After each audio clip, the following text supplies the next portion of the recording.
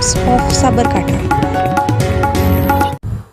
તાલુકા જિલ્લા પંચાયતની ચૂંટણીને ગણતરીના દિવસો બાકી રહેતા ખેડમાં સરકારી તંત્ર દ્વારા ડિસ્પેચિંગ, ચૂંટણી અને મતગણતરી સહિતનો આખરી ઓપ આપવાની તૈયારીઓ માટે આજે ખેડમાં નાયબ કલેક્ટર એન.ડી. પટેલ, વિભાગીય નાયબ પોલીસ વડા કુલદીપ નાઈના વડપણ હેઠળ તમામ સ્ટાફ સાથે સ્ટ્રોંગ રૂમ તથા મતગણતરી હોલની રૂબરૂ મુલાકાત લઈને સમીક્ષા કરી હતી, જેમાં ઉમેદવારો, ચૂંટણી એજન્ટ, મતગણતરી એજન્ટોને મતગણતરી હોલમાં એન્ટ્રી, એક્ઝિટ તથા ઈવીએમ હોલ સુધી લાવવા લઈ જવા સુધીની તમામ ચર્ચાઓ કરવામાં આવી હતી।